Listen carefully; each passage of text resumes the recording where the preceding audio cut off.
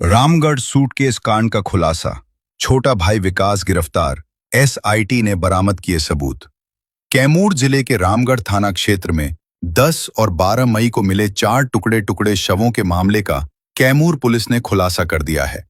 SP Harimohan Shukla ने press वार्ता कर बताया कि मृतक कृष्ण मुरारी गुप्ता, पत्नी दुर्गेश कुमारी और 2 बच्चों की हत्या परिवार के छोटे भाई विकास गुप्ता ने अपने साथियों के साथ मिलकर की थी।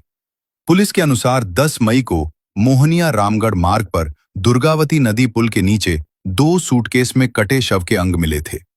12 मई को अभयदेव गांव के पास नहर किनारे 2 बोरों में शेष अंग बरामद हुए। शवों की पहचान रामगढ़ के डेहरक निवासी कृष्ण मुरारी गुप्ता के परिवार के रूप में हुई। एसपी के नेतृत्व में गठित एसआईटी ने तकनीकी और मानवीय सूचना के आधार पर विकास गुप्ता को हिरासत में लेकर पूछताछ की। उसने भाई, भाभी और 2 बच्चों की हत्या कर शवों को सूटकेस और बोरे में भर स्कूटी से फेंकने की बात कबूल की। विकास की निशानदेही पर पुलिस ने 2 मृतकों के सिर, 1 देसी कट्टा, 3 कारतूस, हत्या में प्रयुक्त चाकू, स्कूटी और लोहे का फाइटर बरामद किया है।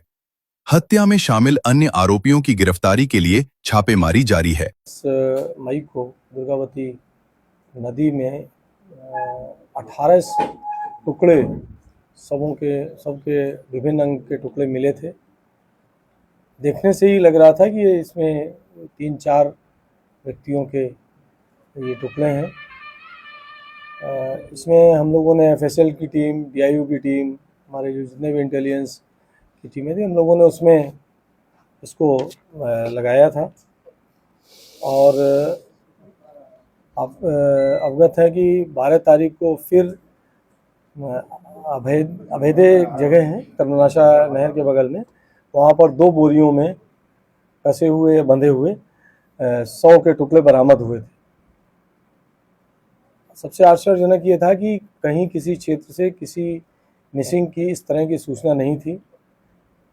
सीमावर्ती जिलों में भी हमने संपर्क किया, अपने जिला में भी सभी जगह खबर पहुंचाया, लेकिन कुछ भी इसमें पता नहीं चल रहा था। ये पुलिस के लिए बहुत बड़ा चैलेंज था। लेकिन इसके बाद हम लोगों ने कुछ, हमारा सर्विलांस इनपुट थे, कुछ इसमें हमने तकनीकी अपनी चीज़ें प्रयुक्त की। और जो स्कूलों में बच्चे मिसिंग थे, क्योंकि जो 100 बरामद हुए थे उसमें 2 बच्चों के 100 लग रहे थे कि 2 बच्चों के, तो हम लोगों ने स्कूलों में, आंगनवाड़ी केंद्र में बच्चों की भी मिसिंग और सब चीज़ें पता की।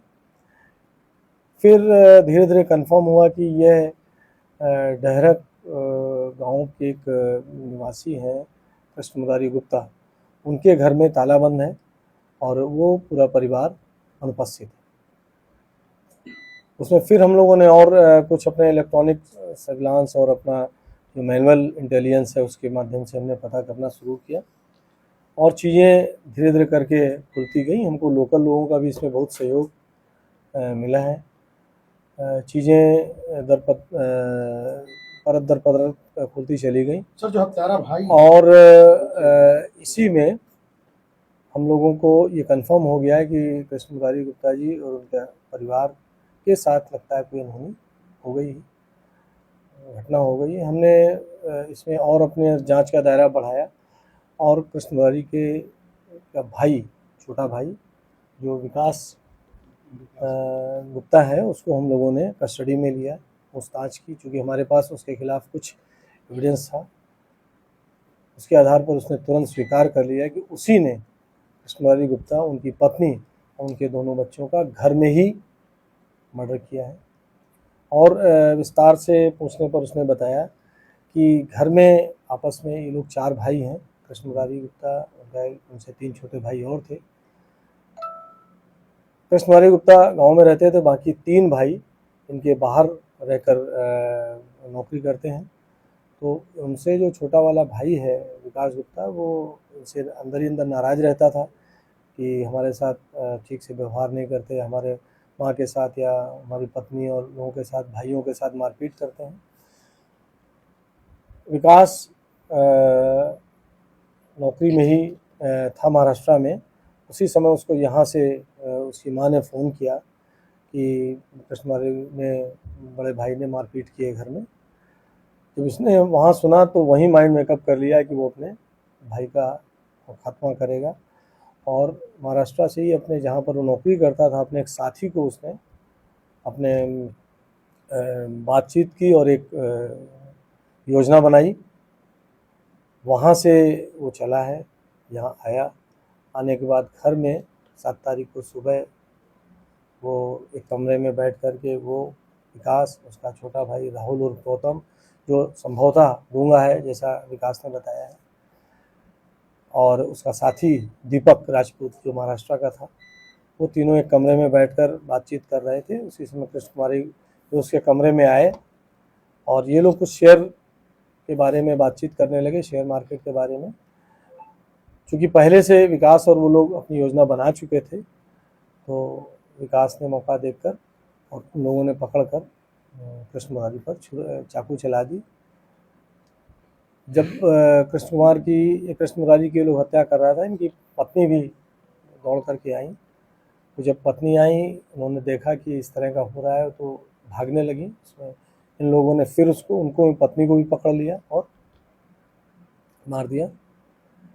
सबसे आश्चर्यजनक बात यह है कि जिस समय ये सब हो रहा था, इन लोगों की माँ और इनके 2 भाइयों की पत्नियां भी घर में ही मौजूद थी। 11-12 बजे के आसपास दोनों बच्चे भी एक एक करके घर आए। तो विकास ने और उसके भाई, छोटा वाला भाई था, उसने मिलकर उन दोनों बच्चों की भी हत्या कर दी ताकि ये राज न खुल पाए।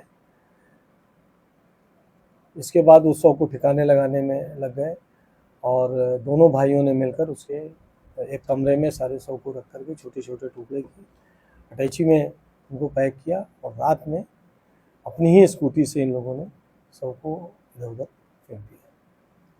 इसके बाद ये लोग नेक्स्ट डे सुबह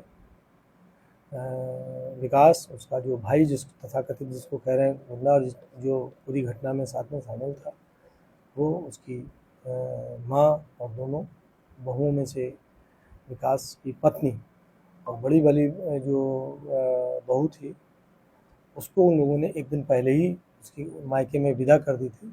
नेक्स्ट डे ये लोग महाराष्ट्र चले गए। विकास का जो दोस्त था जो महाराष्ट्र से आया था, वो 7 तारीख को ही दिन में निकल गया था, अकेले ही वो महाराष्ट्र लौट गया था। गिरफ्तारी के बाद जो इन्होंने पूरी घटनाक्रम बताया, उसकी निशानदेही में शव के 2 सिर बरामद कर लिए गए हैं। 2 सिर को उन्होंने बताया कि अकोढ़ी पुल से उन्होंने नीचे नदी में फेंक दिया गया था। हम लोगों ने अभी तक काफ़ी प्रयास किया है लेकिन वो 2 सिर बरामद नहीं हो पाए हैं। घर का जब हम लोगों ने सर्च किया है तो घर में एक इनकी ही निशानदेही पर एक कट्टा बरामद हुआ है, गोलियां बरामद हुई हैं, और घटना में प्रयुक्त जो चाकू है जिसमें ब्लड लगा हुआ है, वो चाकू भी बरामद हुआ है। घटना स्थल पर भी काफ़ी खून बिखरा हुआ था, दीवारों पर लगा हुआ है। यद्यपि घटना करने के बाद दोनों भाइयों ने और परिवार ने मिलकर उसे छुपाने का प्रयास किया है। जिस कमरे में इन लोगों ने उस शव को काटा था, उसमें सीमेंट डालकर कुछ वो किया है, और दूसरी जगह भी धुलाई सफाई काफ़ी कर दी है।